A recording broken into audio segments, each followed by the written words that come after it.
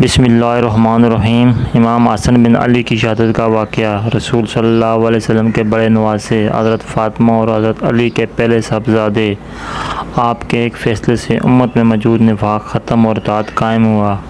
حضرت امام حسین 1 اپریل 626 کو مدینہ میں پیدا ہوئے۔ حضرت علی نے عراب نام رکھا تھا، مگر رسول صلی اللہ علیہ وسلم نے بدل کر حسن رکھا۔ ان کی کنیت ابو محمد بھی حضرت صلی اللہ علیہ وسلم نے تجویز فرمائی، لیکن اس نام کا ان کا کوئی فرزند نہ تھا۔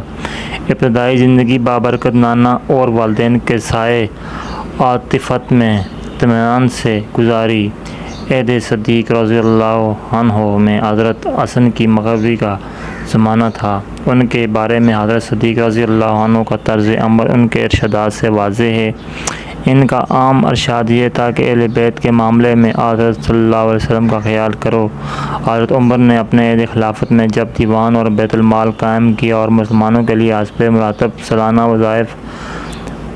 سالانہ وظیفے مقرر ہوئے، تو سب سے زیادہ رقم ان بزرگوں کے لیے تجویز ہوئی جو غزوہ بدر میں شریک تھے۔ حضرت حسن اور حسین اگرچہ غزوہ بدر کے وقت پیدا بھی نہیں ہوئے تھے، تاہم حضرت عمر کے عہد خلافت میں وہ دونوں بھی اتنا ہی 5,000 درہم وظیفہ پاتے تھے جو غزوہ بدر میں شریک ہونے والوں کو ملتا تھا۔ حضرت علی اور خود امیر المومنین کا وظیفہ بھی اتنا ہی تھا۔ حضرت عثمان کا برتاؤ بھی حضرت حسن کے ساتھ شفقت آمیز تھا۔ ان کے عہد خلافت میں وہ جوان ہو چکے تھے، اس لیے مجاہدات میں بھی شریک ہوئے۔ چنانچہ 30 ہجری میں سعد بن عاص کی ماتحتی میں طبرستان پر فوجی کشی ہوئی تو حضرت حسن نے بھی اس میں حصہ لیا۔ حضرت حسن کے خلاف فتنے کا طوفان اٹھا اور باغیوں نے مدینہ منورہ میں ان کے مکان کا محاصرہ کر لیا، تو حضرت علی نے حضرت حسن رضی اللہ عنہ کو حضرت عثمان کی حفاظت کے لیے متعین کر دیا۔ اس مدافعت میں حضرت حسن زخمی بھی ہوئے، سارا بدن خون سے رنگین ہو گیا، لیکن باقی اس دروازے سے داخل نہ ہو سکے جہاں حضرت حسن کا پہرا تھا۔ تاہم وہ ایک امام حسین بن علی دوسری دیوار پھاند کر اندر پہنچے اور حضرت عثمان رضی اللہ عنہ کو شہید کر دیا۔ حضرت علی کی بیعت کے بعد جنگ جمل پیش آئی۔ جب یہ اطلاع مدینہ منورہ میں پہنچی کہ حضرت عائشہ رضی اللہ عنہ کی جماعت، جس میں حضرت طلحہ اور حضرت زبیر رضی اللہ عنہ بھی شامل ہیں، مکہ معظمہ سے عراق کی طرف روانہ ہو گئی ہے، تو حضرت علی بھی عراق کے قصد سے روانہ ہوئے اور حضرت حسن اور حضرت عمار بن یاسر رضی اللہ عنہ ہی پہلے کوفہ بھیج دیا۔ صحیح بخاری سے صرف اتنا معلوم ہوتا ہے کہ حضرت حسن مسجد کوفہ میں ممبر کے سب سے اونچے مقام پر تھے اور حضرت عمار ان سے نیچے کھڑے تھے اور انہوں نے تقریر کی تھی۔ مقصد یہ تھا کہ اہل کوفہ کو حضرت علی کی امداد کے لیے آمادہ کریں۔ جنگ جمل میں شرکت کے ذکر کے سوا حضرت حسن کے متعلق مسند روایات میں کوئی تفصیل نہیں ملتی۔ اس کے بعد 37 ہجری میں جنگ صفین پیش آئی، اس میں بھی شرکت کے کوئی خاص عمل ایسا مسند روایات سے ثابت نہیں ہوتا۔ البتہ التواء جنگ کے لیے عہد نامہ لکھا گیا تو اس کے ایک شاہد حضرت حسن بھی تھے۔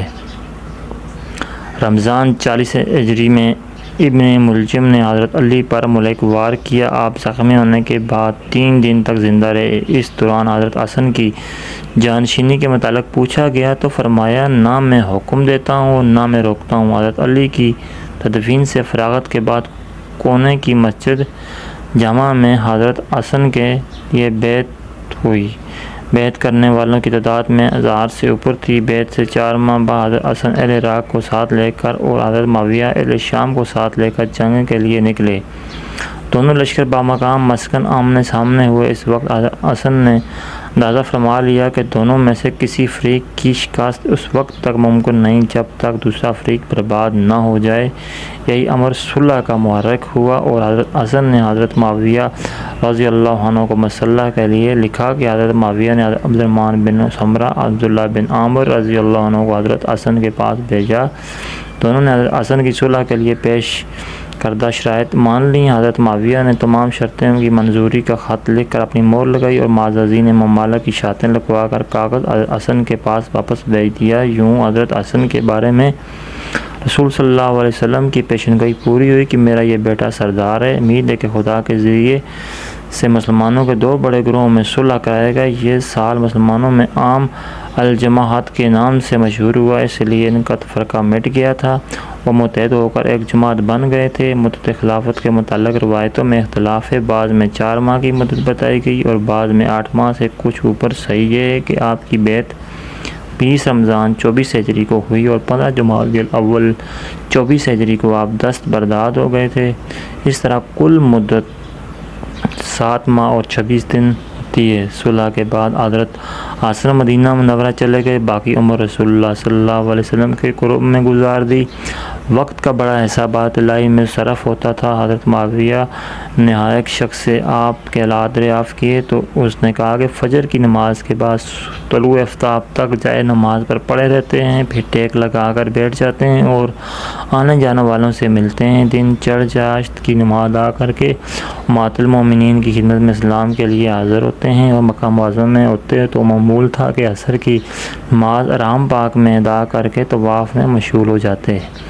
وفات ربیع الاول 5 ہجری 671 میں یہ مکان مدینہ منورہ ہوئی۔ متعدد کتب میں مذکور ہے کہ آپ کی وفات زہر سے ہوئی۔ ایک روایت کے مطابق امام حسین نے ان سے پوچھا کہ آپ کو زہر کس نے پلایا؟ فرمایا پوچھ کر کیا کرو گے جس کی نسبت میرا گمان ہے، اگر دراصل ایسا ہی ہے تو خدا اس سے بدلہ لے گا، اگر وہ نہیں تو اپنے بدلے کسی بے گناہ کا مارا جاتا مجھے پسند نہیں۔ اس ضمن میں کئی روایات میں ہے کہ آپ کی زوجہ جدتہ بنت اشد نے آپ کو زہر دیا جو وفات کا باعث بنا۔ نماز جنازہ مدینہ منورہ میں سعد بن عاص نے پڑھائی۔ امام حسین نے خود انہیں آگے کیا اور فرمایا کہ سنت دی ہے کہ امیر شیر نماز پڑھائے۔ آپ نے چند حدیثیں بھی روایت کی، فتوے بھی دیتے تھے۔ علاوہ ازاں جو تقریریں آپ سے منقول ہیں ان میں سے واضح ہے کہ جوہر خطابت میں بھی آپ باکمال اور معروف تھے۔ جزاکم اللہ خیر۔ اسی طرح کی اسلامک ویڈیو دیکھنے کے لیے مجھے سبسکرائب کریں۔